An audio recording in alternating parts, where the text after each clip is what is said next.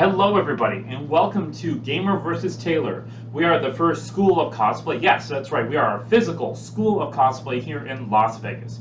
Where else would you want to learn about how to make the craziest of costumes? Costumes that light up, costumes that not only reflect light, but create their own light.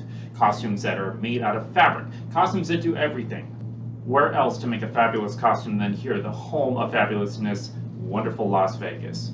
My name is Jez Roth, and I'm very happy not only to be one of the heads of the cosplay competition here and 2 years ago at Crunchyroll Expo, but I'm also here representing the school as not only the owner, but I teach sewing, draping, patterning, and drafting, as well as embellishments. I'm one of the 4 teachers that you're going to meet today on our panel. We have our other teachers, who is Fernando, teaching makeup and gender bending. We have Aviana, who teaches wigs and headpieces, as well as gore makeup. And we have Leon, who teaches armor, props, and weapons. We're all going to be sharing our favorite tips, tricks, methods, and other awesome things which are going to help you with cosplay. If you're new, or maybe you're more advanced, you want to learn a few more advanced techniques, we're going to be sharing a few of our favorite techniques and a few of our favorite brands and methods. So today, you might be noticing that I have like armor type things on here. Even though I'm really actually not very experienced with armor, what do? I turn these types of things that I want to do out of armor into things that I can do with sewing. So one of my favorite things, and I know some of you who are advanced are just going to roll your eyes and be like, yes, we all know about it, but maybe you're new, maybe you don't know about it, is interfacing. I live for interfacing. I've been sewing for about 20-something years, and interfacing is, a lot of you know, it's pretty much this stuff. For those who can't see it, it's this stuff. It's almost like paper. It's a very soft type of, like, almost fabric, where it has sometimes dots, sometimes it's perfectly smooth. It comes in 2 different types, and what it does is it makes something stiff. It gives more body, it gives you more body on here, and a lot more rigidity. Things like suits and things like garments that have like a lot of structure to them are added with what? Interfacing. Sometimes it comes with what we call fusible, where it has the glue dots on here, where you can put it on here and you can iron it on and it smooths on here and it gives it the body in there. This fabric is actually part of a student's yukata, because one of the first programs we have here at the school is teaching you how to do a basic yukata. The patterning is all squares and rectangles. It's all straight stitch. Teaches you a few methods like slip stitching, like top stitching. So it's an excellent project to do, and I highly recommend it if you're brand new to cosplay and you want to try something new. This particular belt, we did a men's obi on a yukata, and this is a great thing because we put interfacing in here and it gives it a little bit more strength. The obis tend to, in traditional Japanese culture, they need a lot of stiffness, and since we're making a quick and easy one here, the interfacing helps give it that rigidity, so when you're wrapping it around yourself, you have these beautiful, smooth, clean lines on here. A little bit of interfacing goes a long way, so you're like, oh, I want it to be super stiff. I would add a little bit first and add more and more. Now, interfacing comes in different ways as well. We have like one of our thinner ones here. I mean, it comes in like super like tissuey thin type interfacing, but this one's like, I would say, a step up from there. Then we have more medium grays. It also comes in like a fleecy type fabric texture. Say you were doing a blanket and you want to add more warmth and add more body to it. That's more right up your alley. And then we have Kanekalon's extra craft interfacing. Kanekalon craft interfacing is what all of these pieces are made out of. It is light, you can sew it, it's fusible, and it's kind of, think of it as like the Warbler, like thermoplastic Wonderflex of the fabric world. When you have the right skills and you know how to work with fabric to bind it on there and how to shape it properly, which is a huge thing also with armor, you manage to get some like beautiful effects. This whole thing is nothing but fabric and interfacing, just very carefully fused, very carefully slip stitch using blind stitch method where you don't see any of the fabrics to get this great armor piece that actually all just snaps together. It's great. It actually has literal snaps that are just sewn on here, so you can take it apart and you can wear it. That's a nice thing. Another nice thing about having pieces like this is that it allows you to sew your armor pieces together, and not only that, but they're soft and they're pliable and they actually change to the shape of your face, of your body, and they give you a lot of flexibility in terms of that. The way it works isn't by hinges, it actually works by physical snaps, because snaps actually also pivot. And snaps come in all different sizes, so it's very easy for you to sew pieces together. The only downside to this is whereas I feel that this is a cheaper alternative to Warbler, and I'm not a big glue person, I don't like glue on my costumes, you have the fusing in here, which helps take care of that. However, it makes up for lots of hand stitching. So this is far more time-consuming method than it is to use Worbla. Worbla also has some benefits compared to this too, where you can make the joints line up so much easier than doing a dart on here. There are certain places where you can do awesome armor effects using Pellon, but they're, like all things, it has a drawback to it where things like doing darts are a lot hard because you physically have to sew it up and then cover that with the fabric. So it's kind of has its pros and cons like anything else. But when you have like a gold metallic piece on here, like it shines. You should see this thing out in the sun. It is so lightweight, it is so beautiful, and it looks like real gold, but meanwhile, haha, it's fabric, which makes it so easy to care for. Also, little details like you can see on here, we have Cait Sith from Final Fantasy VII, his crown, and let me say how happy I was to see his camo in Final Fantasy VII Remake. Oh, I'm so happy for you. We have his crown and we have his megaphone on here. I made a full-blown Cait Sith. The white part is here at the studio, the Fat Mog, and I cosplayed Reeve Tuesti, and I was like, okay, but no one cares about Reeve Tuesti. We all want to see Cait Sith, and so I really want to make the parts on him pop.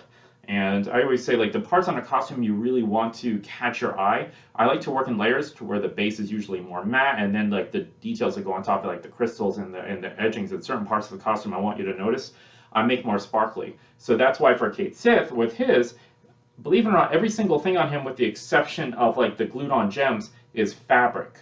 His trumpet, his crown, it took a matter of like, I just threw some gold rickrack on there and I did some careful stitching on there. And I didn't even really finish the edges on the crown. You could still see the white on the top on there, but it came out as a really cute outfit. And I was really happy that my buddy was able to have such cool props that I could easily sew together and not have to worry about glue setting or have to do out in like a workshop compared to my sewing studio. The first time I ever did this method was actually experimenting with this guy, Gamagori, from Kill La Kill, was making his symbol. And I don't know how well you can see like the detail on here, but believe it or not, this is all fabric. It gives a great three-dimensional shape, as you can see, and it allows me, just through doing careful darting on here, on the back of the interfacing, I dragged my scissors on here on the line, and that allowed me to flex it and make it flexible, because I love Kill La Kill. I love how ridiculous it is. It's so absurd. But I love the designs. And once I made this one first piece, and I said, you know what? I love how this works. I'm going to try doing more and more. And then we have the character K from Virtue's Last Reward from the 9990 Escape series. This I made very quickly, and I made it for a special event, and it was absolutely an experience, just layering tons and tons of Pellon upon each other. But the great thing about it is, even though like I've layered a ton of stuff on here, you can see that I get this great three-dimensional look, and it's super light. Like that's the important thing, and the reason why I make all this out of here. And this was a rush job compared to something like this, which is like fully lined on the inside and super comfortable to wear. I do a lot of performances and I do a lot of skits, and this is a note for a lot of you. You know that when you make a costume, you look at it and you're like, okay, this is a costume that it's going to be heavy, I'm not going to be moving around on. But since I like to compete a lot, I want a costume that not only can I do like crazy stuff on stage, but I can also get up and I can hold poses, I could be doing some really dynamic things and not have to worry about it. By using this method, I'm making props that are super light and comfortable. For example, I have the gauntlets from Kill La Kill for Gamagori. You can see I have the spikes on here. And when it's in storage, it's a little bit flat. But when I'm ready to go, I actually give it a quick steam, which really smooths it out. And I simply slip it on my arm, and it's good to go. It's nice, it's lightweight. I can hold these poses and hold the chakrams, because I do have the chakrams for a lot of poses for a long time, especially if you meet up with another, like if I met up with a Mako or a cool Satsuki cosplayer, you never know like how long your photo shoot's gonna go, and you don't want to find yourself exhausted and tired, because a lot of our conventions as well, the more layers you have on, the hotter you're gonna get. These summer cons, and you know what cons I'm talking about, I always stress, try and be as comfortable as you could possibly make a costume, and thanks to making my armor out of fabric, I've had some really good experiences with not overheating at a con. This is coming from someone who's actually passed out in costume. It's not fun. It kind of kills your con. I don't recommend. 0 stars. The other nice thing about this is the fact that you're able to get different textures out of it. Here, where I got a very smooth look, I got a very reflective look out of here, and you can also get a very matte look on here. This does not work with all types of fabrics and all types of vinyls, Vinyls that are more porous like this, where you can see that it's slightly texturous and actually is slightly porous, meaning that the air can go in and out, it works a little bit easier. But something like this, where it's a very flat finish and it truly looks like metal, this works really. This is an absolute pain. It took a while, and you can't heat your iron to the hottest and just like glide over it without having a buffer on there. It takes a lot of slow heating, and you just want to work it right on the edge, and on the edge between being just hot enough and too much is very, very, very thin. You can purchase interfacing from a lot of different places. My favorite place to purchase it is Overstock.com. Overstock has it for super cheap, and unfortunately you're going to have to buy a bolt, but this stuff is worth its weight in gold. Once you get used to using it for all types of projects, you're going to be absolutely addicted to it. If you're having trouble sewing any of this and you actually do want to run through on the machine, I don't recommend using like a regular foot, because what happens when you have metal, like a metal sewing foot against the vinyl, it slowly drags because it's at friction. Invest in a nice cheap Teflon foot. It's coated on the bottom with Teflon. You'll be able to tell because it's one of the only feet that actually is like pure white plastic. This thing will just glide over your vinyl, and you'll be able to do really nice top stitching and stitch work with that. Now the question I get is, how or why did you come up with this method of using the Pelon and making all this crazy armor type work to go with it? And the reason is that I would see in cosplay like armor pieces that absolutely perfectly match the finish of the fabric. And that's a really tricky thing. For example, we have our gauntlets here, and they are all of like 2 shades away, but you can very faintly see in the camera, this orange is just a touch lighter than this orange on here. And when you're doing a competition or you really want a truly uniform look, you're saying, no, no, no, I really want to match really well. So one of my big hangups with this is like, well, I see like the shoes, which is a soft fabric, is the same tone of black as another part of the garment, which is also a soft black, but it matches the armor. Couldn't I somehow make it all out of the same finish? And I said, yes, yes, you can. So that's how I was able to do that. The shoes, touching upon that, a lot of my shoes in cosplay, you can't just buy them off the shelf. They don't exist. A lot of people do boot covers, but when I'm doing a performance, or if I see that they're like super, like they're very specific and I'm not able to do it as a shoe cover, for example, this shoe, which the base of it is actually a water shoe. I used to work in Cirque du Soleil, and for some of the performers, we would actually strip and recover the shoe entirely, so that's what I did here. This provides us with a very cheap base, which has a good grip. It's very flexible, and I'm able to trim down just to the seam allowance here, and I hand stitch along it the base of my shoe pattern. The nice thing is, once you take the fabric off of the shoe here, you can use that and drape it down to make your own pattern to cover it. Here I implemented the 2 uses. This is actually the same fabric as this. It's just been interfaced, and it has that that look to it, to where it looks like a perfectly smooth piece of plastic to match the fabric that I have here at the base. It also has a snap, so it's easy for me to get in and out of before I cover and snap this up. The back again is using that orange along with those orange spikes to get a hard armor look. So my shoes are super light, super comfortable. The only thing you need to do is show up to the con, just iron it, steam it, hang it up, it's good to go. So I highly recommend getting very familiar and experimenting with Pelon. You can make some amazing things with it. It's lightweight, it's easy. It's not just for adding structure to your garment, but for creating all types of really cool props and things that are not only non-toxic, but you can do it with just an iron, a needle, and a little bit of patience. Hope you've enjoyed this segment of me talking about all my favorite tricks as far as in cosplay, using Pelon and other interfacing structures to help create awesome accessories and headpieces. Next up, I'm going to take you to our next instructor, and I'm going to introduce them to you. Thank you. Hey everybody, my name is Jez Roth. I'm here at Gamer vs. Tailor, the first school of cosplay here in Las Vegas, and it's happy morning to you. And here with me today, as part of our favorite tips, tricks, and methods that we use in cosplay, I would like to introduce our instructor of all things wigs, headpieces, occasional gore makeup, backup sewing, my cosplay wife, the amazing Miss Aviana. You might have seen her work in the strip. She's worked with celebrities. She's worked with Art of Wigs. She's won multiple awards, including Best in Show. Take it away, Aviana. Okay, so I guess today we're going to be talking about a few of my favorite wig tips whenever it comes to whenever people ask me, hey, what do I need to know about like making wigs for cosplay? Well, one thing I've noticed is like wigs, there's a lot of like the 2 things about wigs that they either go 1 or 2 ways. One is either the wig is like absolutely perfect and it's almost like, it's like background music to a movie. when it's really perfect and good, you don't even notice it's there. And the wig should always look like it's part of the whole cosplay. But there's nothing like having an awesome costume and then having a wig that looks like so cheap, or it's like didn't come out the way you want it to. So I think there's a lot of pressure to be like, okay, I really want to buy the best wig and use the best materials and use the best shampoo and conditioner and holding products. Yeah, I think that's the case. But I think when it comes down to it, like researching the kind of wig that you want ahead of time is probably the best option. You know, places like Arta Wigs, Epic Cosplay, Wig is Fashion, Rockstar Wigs, all have amazing wigs.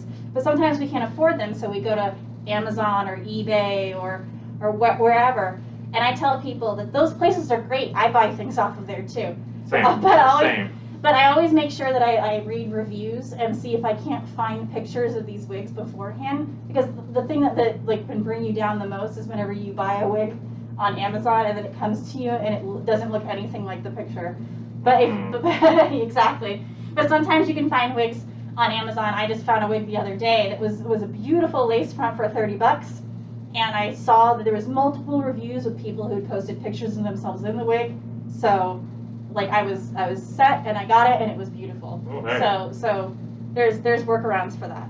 But yeah, you can't really make a cheap wig look nicer with a good shampoo. One of the things about like if you buy like some kind of nice salon shampoo like a Paul Mitchell or whatever, you put it onto your wig. Oh, Paul Mitchell. Mm-hmm. Oh, daddy, such a good product. Is that like those shampoos, those conditioners are made specifically to react to human hair. Like we have chemicals that come out of our, like, you know, that come out of the pores in our hair, and then, you know, like our hair itself is made up of certain chemicals and atoms and cells in our body. But wig hair is literally plastic. It's different kinds of plastic, but it's still plastic, you know, so it has like a different way of working with. So I would recommend that if you're going to be having your wig, that you don't have to go out and spend a whole bunch of money on nice shampoo. Just go ahead and buy the cheap shampoo, and you're good to go. In fact, a lot of wig conditioner, I have some wig conditioner right here, a lot of wig conditioner is mostly just a little bit of fabric softener and a lot of water. Wow. So you can go through and that's, you know, that's normally for clothing, but you can use it on a wig pretty nicely. No, that's pretty cool. I mean, that makes sense. It covers the particle, like, you know, fabric softener is designed specifically so it does a thin layer of something on top of the fibers of a garment to make it so it relaxes and it protects it. So that makes sense that it would do the same thing on the fibers because it's plastic, it's interwoven, same as polyester. So that makes sense. Yeah, and just like fabric softener, if you continuously fabric softened a shirt, eventually it's going to get a little mucky and gross. Yeah. So after you use conditioner a little bit, you'll definitely want to be doing like a nice rinse of your wig. And you can use dollar store shampoo, so don't worry about buying that expensive stuff to clean the wig afterwards. Oh, nice. Okay. So what do we have here? So I have two separate wigs here with me today. This is my Roddy Tops from Shantae Half Genie Hero wig that I kind of styled up. Cute. I gave it a little bit of an ohage. It's a little bit, her hair in the actual game is a little bit more blocky, but I wanted it to look a little bit more realistic and relaxed. Like serving zombie realness. And then this one I have here is for a demo we'll be doing a little bit later. This one is an Arta wig, so I think their fibers are called Hyperlon, and then this one feels like a Kanekalon wig, I can tell. Now the difference between fibers normally, it really just depends on how they activate with heat. For example, this is an Arta wig, this is a Hyperlon wig. It can be activated with heat. It starts to get a little bit melted about 400 degrees, but anything below 400 degrees, what you're doing is you're activating the wig fiber and you're making it so it's malleable, kind of like Warbler, whenever you heat up Warbler. Oh, okay. And then you style it in such a way, like maybe into curlers, or you're working on like a spike or something. And then as it starts to cool down, the fibers will start to get harder and set into the position that you gave them, just like Warbler does. So, but with Kanekalon wigs, they have a really bad heat resistance. They burn up pretty easy. So if you have a Kanekalon wig, you more than likely are going to want to use some steam instead of some heat. Now steam has heat, but the water acts as like a barrier so that it doesn't actually melt the fiber, it just alters the fiber. Okay. So you can do the same thing with steam that you do with like a blow dryer, with like a Arta wig or Epic Cosplay wig or a Rockstar wig. I believe most of the Rockstar wigs are heat resistant. Always make sure to check whether or not it's heat resistant on the website. It will destroy your wig. Yes. So what you can do with a Kanekalon wig is you can you put this into like rollers. And by the way, a lot of the shows on the strip here in Vegas actually use Kanekalon wigs. Kanekalon wigs have been the standard fiber for a really long time until cosplayers started coming up with heat-resistant fibers. So. Oh, that's cool. Yay! Represent. Yeah. So what you normally do with the Kanekalon wigs is you'll put this in, like, if you wanted to curl this wig, you'd put it into curlers, and then you would take like a steamer of some kind. You can buy like hand steamers from Walmart for like $20. And you just hit it with the steamer for a little while, like kind of feel to see if the fibers are like warm, and then you can just sit it in the steam for a little bit, like, you know, put the steam on it for a little bit, and then set it somewhere so that it cools down, just like in one of the heat resistant wigs. This wig needs to cool down, and then you take it, and then you take like whatever styling you put out, like your curlers or whatever, out, and it'll be curly. Okay. So just the difference between different, like, you can still heat style wigs that are not heat resistant as long as you're using steam. Cool. No, that's good to know. I have a lot of, I'm an old school cosplayer. I have a lot of wigs that have just been sitting there in bins, and I've always been kind of scared because sometimes, you know, like we'll go at it with like a curling iron or a different texture, and it'll shape to what it's supposed to be, but if it crimps, like the point of the crimp or at that point of like where it actually hits or curves becomes very brittle, or it breaks, or it's liable to break when I'm brushing it. So some wigs are, like those older wigs, are a little bit of a gamble, but I found that like steam works so much better for those types. So that's awesome. I'm glad to know I've been doing it right. Yeah, once you, like with Kanekalon wigs, sometimes you'll melt them and you won't even realize that you've melted them, and then what you've done is you've created some like hard plastic so that when you go to brush it, you're literally like breaking off very brittle plastic pieces. That's kind of how that works. No. No one likes that. No one likes that. Another tip I wanted to kind of talk about today was, you know, how to trim your wig in such a way that you can get a look like a blunt cut, but also have a wig that you can somewhat manage. Okay. Normally, whenever you cut a wig, and I'm going to kind of go off camera a little bit here. Sometimes when people cut wigs, they'll just take like the chunk right like this. This person that did this wig previously tried to cut some bangs into it, so we'll kind of go off of that.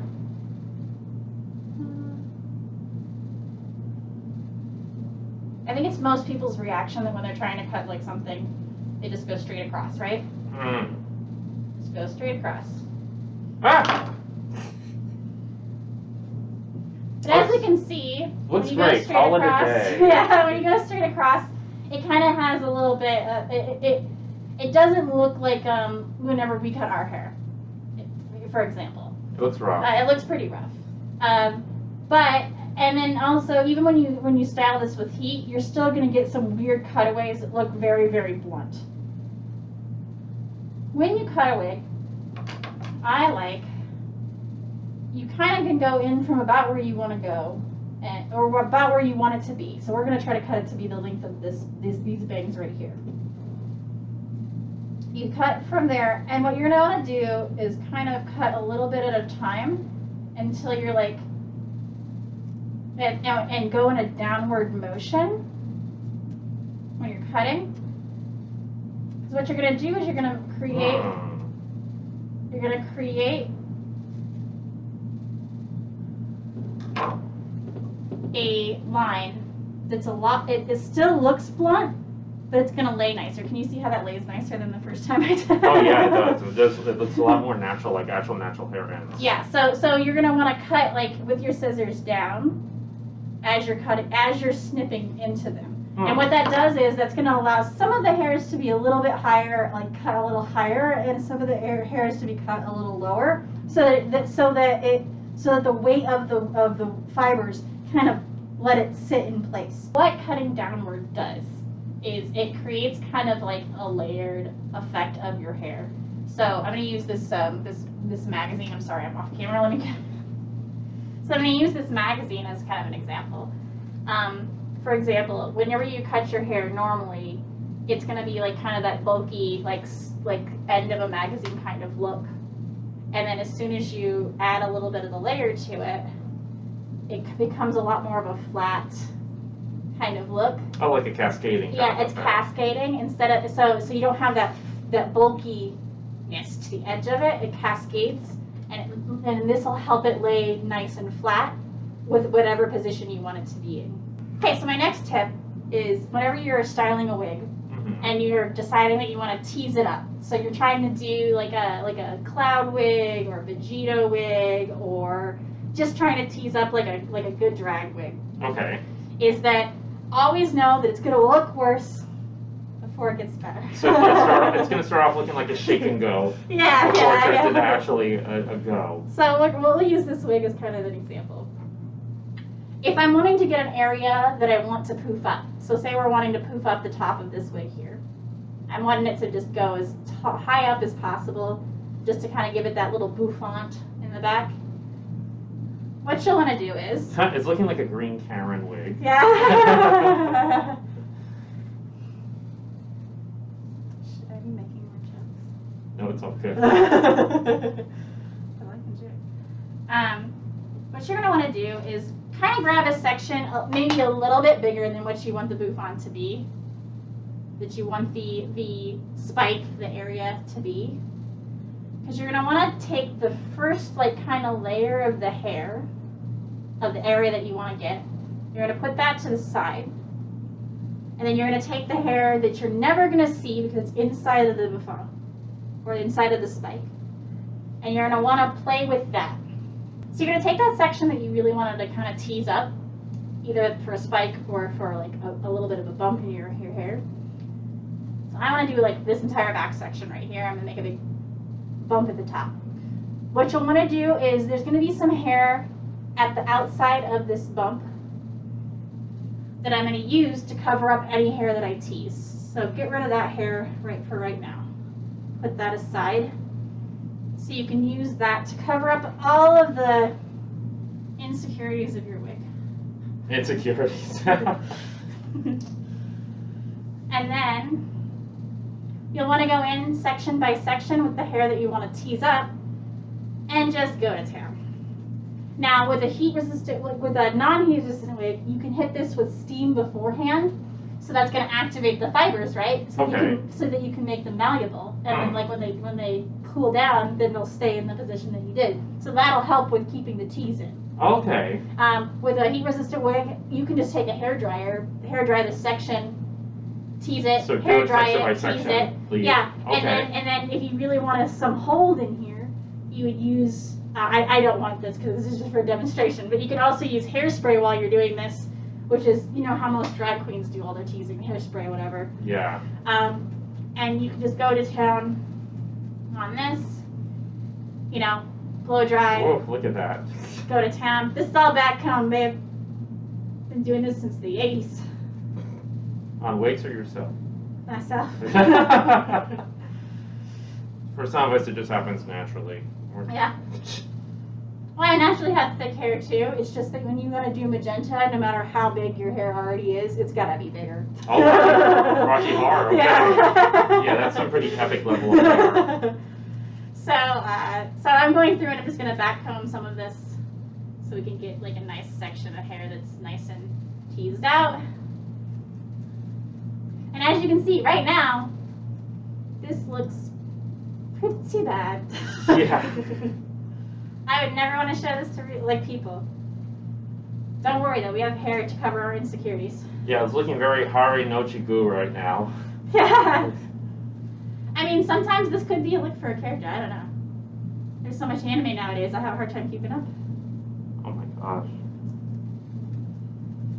So going through and just kind of taking sections of hair and teasing them up. Oh, it's beautiful. I can definitely get even bigger than this if I wanted. I have a wig that I'm putting together for Ryoko from Tenchi. Oh, that's so cool. And I have the wig sewn together, and I've gone through and I've teased it a little bit just to see if I can get enough tease for all the spikes. Okay. And then I took it out or whatever so I could add more hair in. And because her hair is so big, and I don't want to use foam because then it starts to get really heavy. The more hair you have in there, the easier it is. And you just really want to have enough hair that you can tease the crap out of it, and it makes it still look huge, even though it's not really huge. Okay. Because the last thing you want is some huge anvil on your head. Yeah, no, I've been there before. When you're already wearing a costume that's like 3 layers of armor, and you know what I mean? Like, not that Ryoka's 3 layers of armor, but I'm just saying for anybody who's trying to do like a really big wig, the last thing you want with all the other stuff that you're doing with your costume is to have to deal with the wig. Yeah, try and get rid of as much weight as possible. I have one costume, which is a monster costume from Legend of Mana, and he has giant horns that came out that were fiberglass on top of this monstrously huge wig that I had to ventilate like hair going into, and it was a lot. And I remember like I had a headache within like half an hour because there's so much weight on your head. It's a lot. So we're gonna take that hair that we used to, that I told you was gonna be our security. Oh hey, look at that. And I don't have hairspray today, and I didn't really want to ruin the wig because this is not my wig. This is just a wig for example. And what you'll be doing, what you'll be doing with this wig, with this hair, is you'll be kind of, you know, using it to lightly pull over all of your teased hair, and then as you're doing it, you're going to want to hairspray it into place. And then if it's I mean, look at that. It looks like it's about to ask for the manager. If I was going to recommend one brand, I specifically live and die by a Got2b. I'm sure that's what most people. Preach. Actually, it's in my hair right now. I love Got2b. Most people I'd like to talk about. There's just something about the chemicals in that's really helpful for like wig styling. I personally like to use the hairspray because the hairspray is lighter, and it still does a lot of what the mousse or the gel does. I don't like using gel on wigs as much as possible because it's just more consistent, and like there's more consistency to it, so it just adds to the weight of the wig. And it's especially hard when you're working on like spikes or something, because then they're going to be gravity defying, and then you're adding that extra weight to them. But I'm a big fan of the hairspray, and I do like gels specifically. Like if you're going to be doing a lace front wig where your hair is slicked back, like that works perfect. It literally it will not move. Nice, because I was going to say I do competitive ballroom dancing, and the hair for them, it needs to absolutely not move. And everybody I know who styles hair for competitive ballroom dancing uses Got2b, and I know they like to use like the spray and the gel and the mousse, all of it. So yeah, I live and die by it. Yeah, I'm a big fan of Got2b. All right, well thank you so much, Aviana, for taking the time and sharing your awesome wig methods with us. Like, sure. Be sure to check her out on social media. What's your social media? I'm Lady Aviana everywhere, on Instagram, Facebook, Twitter, and now TikTok. So. Oh, cool. And also you can see her here at the First School of Cosplay Las Vegas. All right, now we're going to follow this up with Mr. Fernando, who's going to show you the best tips and tricks. It has to do with makeup. All right, so now I'm going to introduce you to a man who absolutely needs no introduction. This guy is not only a wonderful friend, but super talented, coming off of a Best in Show that he won at 2020 Level Up Expo here in Las Vegas. This is Fernando. He is the school instructor here. He also has been a teacher in different like high schools here in the Valley of Las Vegas. He also has been a part of Blue Man Group here in Las Vegas as well. Just an amazing guy. He is our instructor here of makeup, backup sewing, basically how to be fabulous, and also we are very proud. We are super acceptance and friendly. We are made up of all types of backgrounds and personalities, and we are LGBT, whatever you want to be, we embrace it and love it. He is our teacher here of gender bending, and we're very proud to represent that. I'm going to show you a quick, simple way that you can kind of just do some basic contouring with your face with just using some very simple items. Are you trying to tell me something? No. Okay. But maybe. I'm like, was that a read? Well, we don't know what's hidden in the mask, so once the masks can come off, you got to show off that mug. Oh, the reveal. We live for a good reveal. We live for a reveal. So, but yeah, so I personally like to go with just a simple foundation, a highlight, and a shadow. And these, honestly, just these 3 items, you can do anything to just change the shape of your face. If you want to be thinner, you can be thinner. If you want to look a little thicker around the cheekbones, you can do that as well. If you want to, even if you're If you're female presenting and you want to change to a male presenting, you can absolutely change your jawline or do it in reverse if you're going to go from male to female. It's just one of the easiest ways was just using these 3 simple items. Just give me those cheekbones and a cleft chin. That's all I ask for. But yeah, so you know, of course, not sponsored, but I live by these. I always recommend Ben Nye as a good starter for everybody, We like Ben especially when it comes to newbies, you know, into the cosplay scene, makeup scene, just anything in general. Because the makeup is very inexpensive, it's very cheap. You can get about, what is this, half an ounce? This is about half an ounce of foundation, and you can get it for about $10. Nice. You can get it for about $10. You can get the shadow and the highlight for about $6 each, and you get a lot of use out of this. So this will last you a long time. Like for me, who's like, I'm great at sewing. Obviously, I'm the instructor here for sewing. I'm garbage at makeup. I have him do my makeup for competitions. About how long will this last me, would you say? Like how many looks or applications? Honestly, it really depends on how much you go. Like if you, because honestly, I love the beauty community that's going on YouTube and everything, but one thing I will say, you do not need that much foundation. Literally, you do not need that much foundation. A little bit of foundation can go a long way. So, so this can honestly probably last you, like I've had these maybe last me about a year. Wow. Yeah. Wow, that's crazy. You know, but then again, I don't use it as often. It just really all depends on how often you're using this makeup. It can last you about a year. I've had a few wheels. I mean, I've had to throw them out eventually because they do get a little old. They do expire eventually. But I've had some that have lasted me at least 2 years. Oh, nice. Yeah, if you're well maintained and you keep them clean and neat, they'll last you even longer. One of the ways that I do is that I actually will use a makeup palette and a spatula.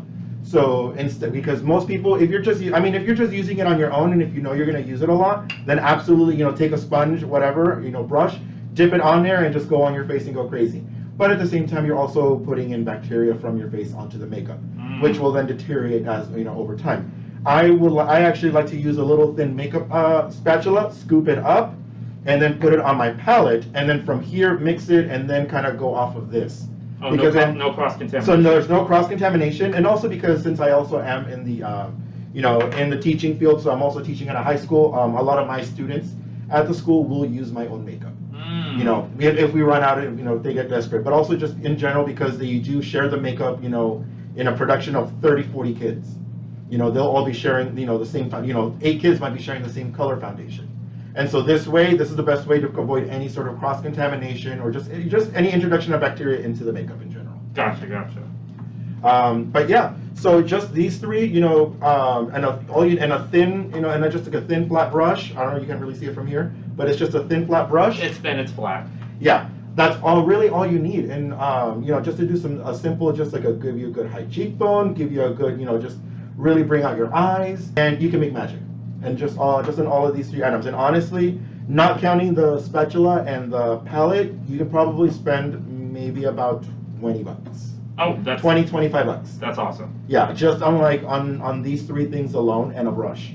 Because I get intimidated because I hear about makeup just being so incredibly expensive. Yes. And, as you start to move into those particular brands, some of them you can't avoid it are just so good. Yeah, no, absolutely. But but of course, if you're, like I said, if you're new to makeup, or if you're not going to use makeup a lot, like for example, like even me myself, I don't wear makeup on the daily, He has that good Latin skin, so he does not need to. Yeah, I don't wear makeup throughout the day on the daily, so I don't really need to go out and buy all the fancy, expensive foundations. This is all I need because this is all I need when it comes to just when I'm dressing up, when I'm doing a cosplay, a look, or whatever. And it'll last me a good long time. Especially for some of you, because we know how expensive cosplay can be. Just the fabric alone is like the most ridiculous amount that you'll be spending. This is one of the easiest things that you can probably spend. That's awesome. Yeah. Yeah, and then of course, if you want to add things on top of that, then you can always get like a good, a simple translucent powder to set your makeup, a powder puff. So a few extra brushes. I always recommend a good fluff brush. That is so cute. Look at these. Oh my gosh. These are unicorn, yeah? Yes. And honestly, here's another thing too. I know also people are intimidated by brushes. Yes, of course you can. If you want the best quality brushes, you always want to go for the most expensive ones. But like I said, if you are just doing this for cosplay and you're just dressing up or you just want to practice for fun, get a good cheap set. Honestly, as long as you take care of them, as long as you keep them clean, you wash them at least weekly. If you're using them often, wash them weekly. So you don't, because that way, no bacteria, they stay in tip-top shape, and of course, no pimples or no breaking out on the face. And you have I know this is kind of like a luxury thing, but you have like a brush cleaner, yeah? Yes, I do have a brush cleaner. You can also just use some good old soap and water. If you're just gonna use soap and water, I recommend baby shampoo, just because it'll help keep the bristles soft. Because it's so gentle. And it's gentle, yeah. That's good. But it is a little time consuming, of course. But of course, if you spend the time on it, they will last you a long time. Okay, so yeah, I'm going to show everybody just a quick, simple scar that you can do with just some simple items that you can either just buy, really inexpensive, or just you might have laying around already. All you're really going to need is a lip pencil. I usually recommend getting not something brightly red, just something more something a bit on the softer side, like on the tanner side, like a rose pink type of thing. Some rigid collodion. This is probably going to be the most expensive thing you'll find. What is rigid collodion? Rigid collodion is it's this liquid. It's a special liquid that when it's applied to the skin, it actually will tighten it. Oh, I see. As it sets, it can. As it sets, it can. Yeah, it kind of tightens up the skin. Okay. And it's a good way to kind of bring in like a scar that might be healing or it's in the process of healing. Okay. And then of course a good setting powder, and a brush. Which that stuff I will tell you, having done like events where I did not set my makeup. Yeah. Powder, definitely powder. And again, not sponsored, but if someone from Ben Nye is listening, please sponsor me. Please sponsor us a Gamer versus Taylor, please. Yes. Ben Nye's setting powder is great because Ben Nye's mostly made for TV, film, and theater. And so they're specially made so that way they can last through sweat and everything. Okay. So their setting powders have a natural they have a sweat retardant. So you'll still sweat, so don't think that it's not sweat proof, but they do slow down the process. Okay. So and especially if you're going to be in a hot costume that's going to be really bulky, or even just something like this, in the middle of summer. Some of you who go to Anime Expo, you know what I'm talking about. Oh my God. Yeah. Some of y'all be showing up in like 5 layers of kimono, and it's like in this like 90-degree heat. So yeah, like I'm a big fan of like when it's hot, I'm like, we're gonna cosplay Free, the swimming anime, just the whole con and just call it a day. A towel and a bathing suit. Yeah, so definitely that's also a reason why I recommend Ben Nye, just because it helps with the sweating. But yeah, so just powder, rigid collodion, and a pencil, and a brush or a powder puff if you have these. These are optional. Yeah, all you're gonna do is you're gonna take this, you're gonna take the pencil, and depending wherever it is, on the face, body, because a scar is definitely it's a normal makeup thing that I see a lot in a lot of anime characters and things. They'll have the scar on the eye, maybe on the cheek, and sometimes it just looks a little awkward because they'll literally just take like a red pen and just boom, just a line. And it even looks like that in photos. Like you can't get away with that. Yeah, it's hard to get away, especially in photos if you really want to do like a full photo shoot with it. So this is the Ben Nye Lip Pencil. This is in Brandy LP26. So just in case if you're wondering. And you can and you're just going to do your scar anywhere you want it. I'm going to do it on my arm here. So let's just say pop, pop, okay? Let's just say that's going to be a scar. And let me see. All right, so that's just it right now. That's just the drawing. It's a line. Yeah. Then you're going to take your rigid collodion. Keep thinking you're saying Nickelodeon. And then you're just going to follow and trace over it. Simple as that. Okay? Then you're going to want to close it as soon as you're done, because this does dry pretty fast. Yeah, it diffuses really quickly. Like I could smell it all over the place. Yeah. And so once it dries out fully, then you're going to go and add about 2 to 3 layers, depending on how deep you want it. Once you have the layers done, you're going to take some powder. You're going to take your powder, and you're going to powder it down. And the reason for this is to just kind of get rid of that extra shine. Because scars aren't really shiny. Yeah, they're not really going to be shiny. And then once you're done, they should look something like this. Oh, hey. This is already about 4 layers of Good. rich collodion, so it looks a lot deeper. Yeah, like it actually, the cool thing about it is it actually looks like it's below the skin. Yeah. Because of the constricting, it actually it's sunken a little bit, which makes it really believable. So that's pretty cool. Yeah, and this is really simple. This is something you can easily do. I do recommend that if you are going to do like an eye scar, you just be very careful around the eyes, and especially around hair. You definitely don't want to put this on hair. Not because it's going to disintegrate anything, but because when you peel it off, because it just easily peels off when you're done, it will rip out your hair with it. Yeah. So if you're doing it around the eyes, I would probably recommend maybe doing the rigid collodion up and below the eyebrow area, avoiding the eyelid, and then just starting it just a little bit below the bottom of your eye, and continuing it down. And then just kind of keep the pencil line, but keep the pencil line going through the eye and through the eyebrow. Just so you can keep the effect. So it's like still a continuous line without any gaps. And I would just say apply this, above and below, just to kind of keep the full effect. Okay, yeah, you always want to be careful around your eyes. Yeah. Because it gets a little scary, and if you get that in your eye, you're going to be very unhappy. Oh yeah, absolutely. But yeah, it's a very simple thing. It's a very simple process. No, that's really cool. And for someone like me, like, I'm watching this and I'm like, oh, I have terrible skill with makeup. Or I should say, not so much terrible. And that's something a lot of us say, though, like, when we have a little bit of skill in something or we have no experience, like, we're terrible at it. No, you're not terrible at it. It'd be terrible if you've been doing for 20 years and you still can do something like that. Yeah. We're inexperienced, but we're going to be good enough to do scars. I believe in you, and we're going to try it sometime on our first makeup lesson. Yeah. All right, well, thank you so much, Fernando, and please Absolutely. let the kids know what your social media handles are. Oh my goodness. I guess you can just find me on Instagram. I'm under Parkidie. It's actually Parkidie, not Parkidie like a lot of people think. I know it's a mashup of different things. But yeah, you can find me under my Instagram. I think I'm really just on Instagram and on Facebook really. So you can see a lot of his work on there. Also, he is one of our instructors here, as I said. In the fall, due to COVID, we're kind of backing off for a little bit, but we do have classes where he can teach you to do everything from just a basic look to contouring to a look to making a complete head-to-toe transformation based upon the cosplay. He's available for appointments, and he's looking forward to meeting you. So thank you so much for Fernando, and we're moving on to our next segment. woo! All right, so to wrap this up, I am here once again with another instructor. This is our teacher of armor, props, and weapons. Everything that I try and do with fabric, he does with the real thing.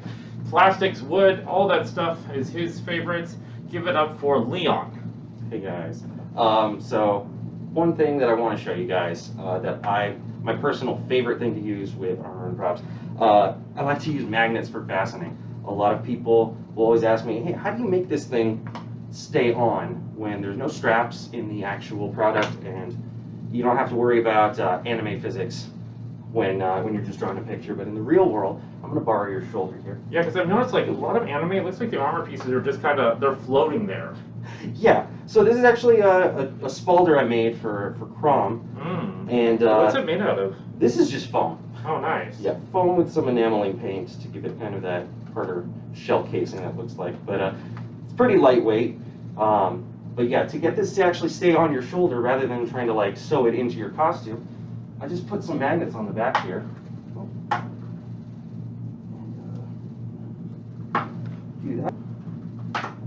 And there you go. And now you've got your armor attached to you. Oh, how cool is that? Look at that. And you can move around. It's totally fine, right? Oh, I can, yeah. It's not going anywhere. Oh, no, that's cool. I like that. Yeah. Let me detach that from here. I mean, I can go shopping in this. It's fine. Oh, there goes my magnet. Don't lose your magnets, by the way. It won't end well for you. Oh. Ow.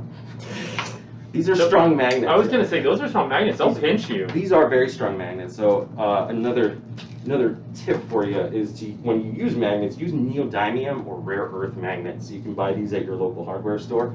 They are extremely strong. They will stick through foam. I've got them actually built in to this armor as well, and you can use them within Warbler or Wonderflex, whatever your preferred thermoplastic is. Oh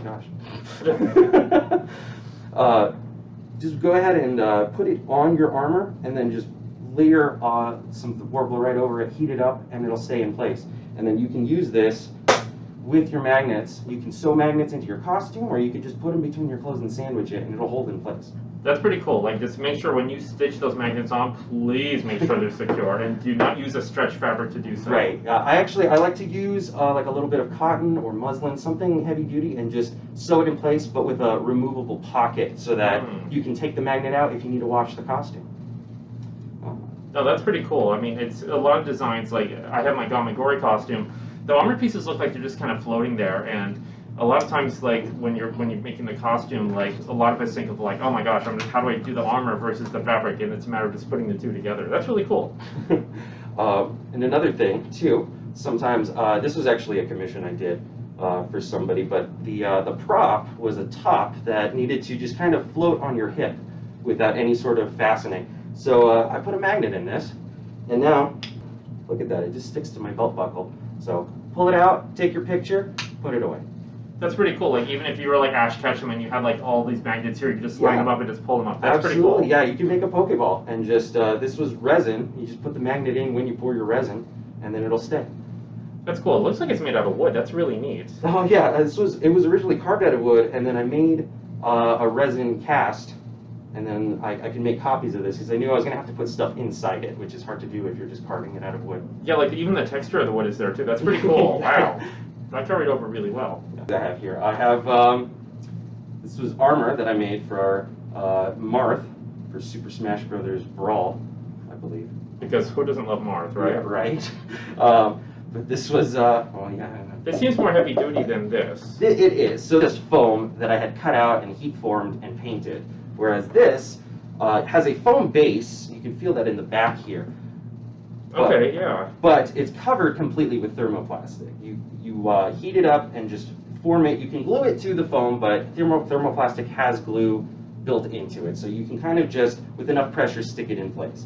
And then with that, you can make layers. Now this was 2 layers of thermoplastic, and then a third one to give that beveling effect. I'm not sure you can see that so well.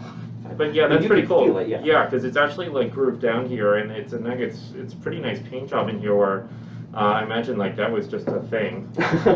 Yeah, masking tape. When you paint, just paint your layers from the bottom up.